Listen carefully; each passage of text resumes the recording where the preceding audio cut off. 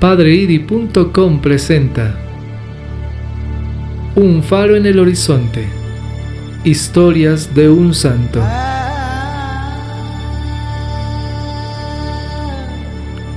...20 de abril... Santa Inés de Montepulciano. Santa Inés nació alrededor del año 1270, hija de la toscana familia Segni, propietarios acomodados de Graciano, cerca de Orvieto. Al hojear las páginas biográficas de los santos, nos sorprende el ver las variadas formas que el Espíritu Santo tiene de actuar para llevar las almas a la unión completa y definitiva con Dios. Mientras que algunos son sacudidos por una estruendosa caída, como San Pablo, y llamados a una radical conversión tan solo ya en la madurez, otros, en cambio, son mantenidos en la inocencia y perfeccionados en la caridad desde su más tierna infancia.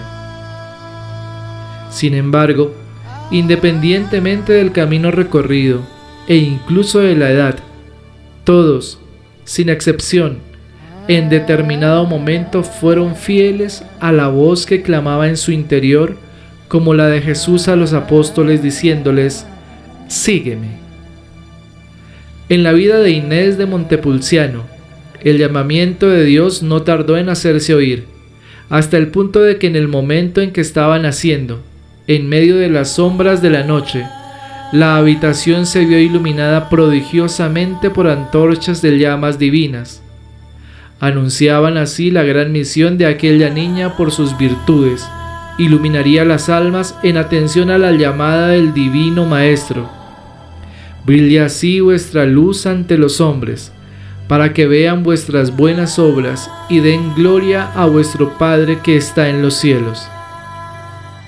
Con 4 años ya sabía rezar el Padre Nuestro y el Ave María, y en varias ocasiones prefería dejar los juegos infantiles para ir a hablar con Dios en algún rincón más recogido del jardín.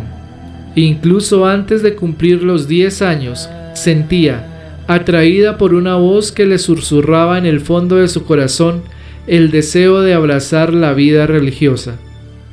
Pero muy pronto empezaron las luchas y las pruebas. Cuando le manifestó a sus padres esos buenos anhelos, ellos intentaron disuadirla por todos los medios. Ocurrió entonces que al pasar un día por una colina próxima a las murallas de Montepulciano, Inés fue atacada violentamente por una bandada de demonios que, habiendo asumido la forma de cuervos, graznaban con furia y le herían en la cabeza con sus garras y sus picos. En ese paraje había una casa de perdición que más tarde sería derrumbada y sustituida por una casa de esposas de Cristo fundada por la Santa, y parecía que los espíritus infernales habían previsto el perjuicio que eso les iba a traer. Mucha preocupación le trajo a sus padres el inusitado episodio, tras el cual la niña les presentó de modo categórico los planes de Dios con respecto a ella, y les informaba que hechos similares se sucederían si continuaban oponiéndose al cumplimiento de su vocación. Temerosos, no tuvieron otra elección que la de rendirse a los designios de lo alto.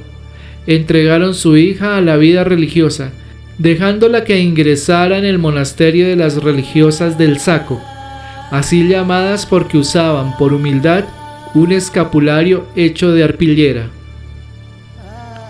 Eximia cumplidora de la regla, siempre alegre y sin demostrar fatiga, la pequeña religiosa ayunaba, rezaba y hacía penitencia, sirviendo de angelical ejemplo a sus hermanas de vocación, que se admiraban con tan alto grado de fervor y virtud. Su serenidad y continuo progreso hacia la perfección causaban estupefacción hasta en las más observantes. Cierta vez, el obispo fue a visitarla y, encantado con Inés, les advirtió a las religiosas: «Tened, madres, gran cuidado en criar esta niña, porque será glorioso su nombre para su patria, como es para Roma la santa de su mismo nombre». Habiendo sido premiada con incontables gracias místicas, Su vida de oración transcurría en un continuo éxtasis. Durante sus coloquios espirituales, no raras veces, entraba en largas levitaciones. En los lugares en los que se arrodillaba para rezar, brotaban habitualmente rosas y lirios que exhalaban un perfume único de agradable olor. Así que, asumida de esa manera por tales fenómenos sobrenaturales, no lograba ocultar a sus hermanas las llamas de amor a Dios que ardían en su corazón.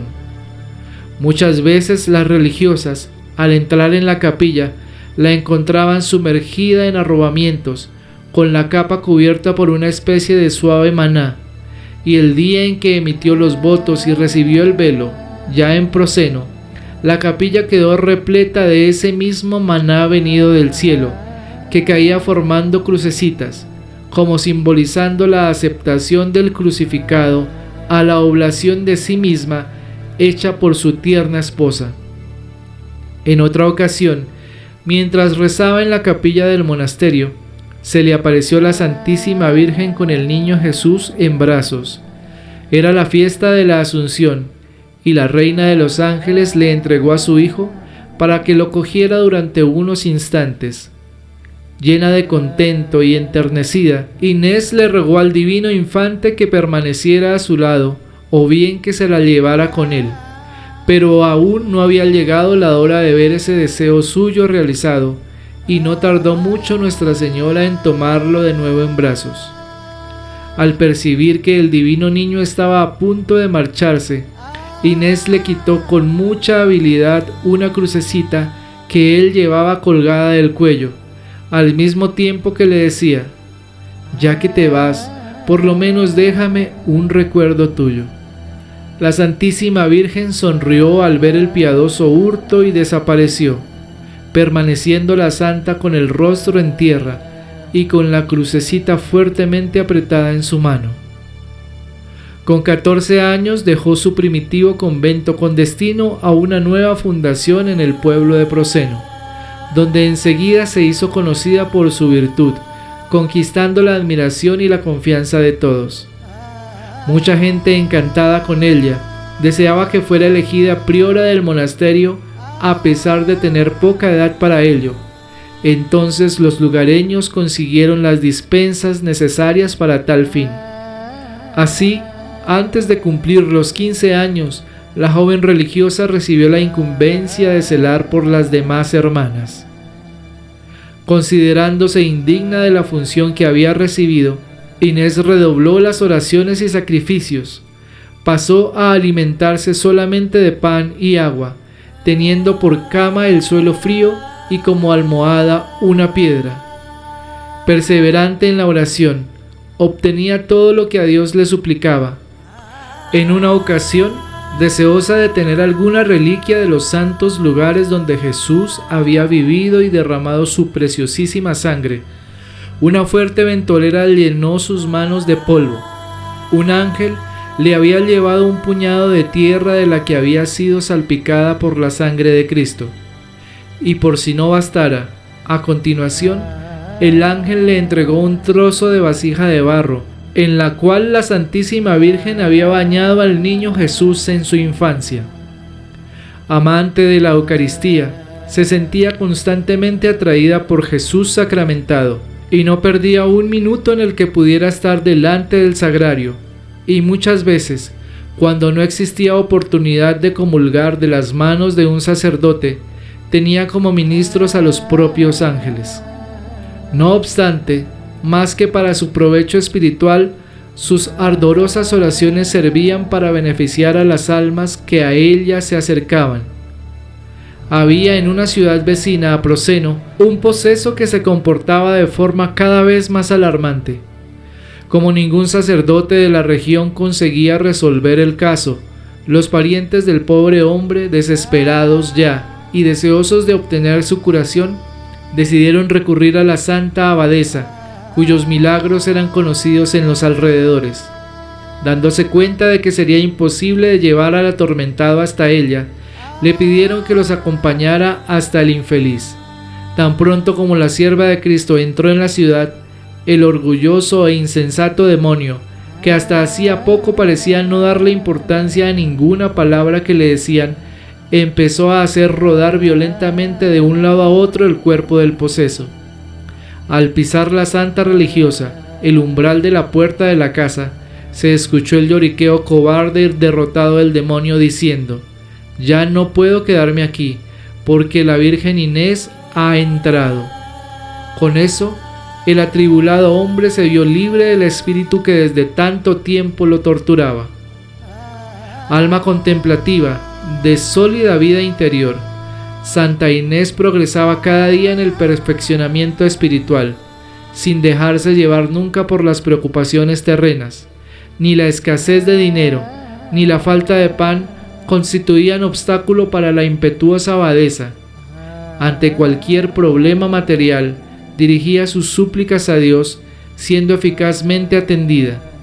Numerosas veces multiplicó los panes a fin de alimentar a las religiosas de su monasterio, y al no haber vino en una de las casas de familia que visitaba, transformó el agua en vino, como Jesús en las bodas de Caná. Tras una visión en la que quedaba claro que era voluntad de Dios que se fundara una nueva casa religiosa en la colina de Montepulciano, donde había sido atacada por los cuervos, Inés salió hacia allí con algunas religiosas para erigir un monasterio bajo la regla de Santo Domingo. Obtenidas las donaciones necesarias, adquirió todo el terreno de la cima de la colina, en la cual construyó, además del convento, una iglesia dedicada a la Virgen. Celosa abadesa, procuraba con sus amonestaciones y ejemplo incentivar a sus subalternas a la entrega a Cristo cada vez más radical, sin dejar tampoco de hacer milagros para ayudarlas.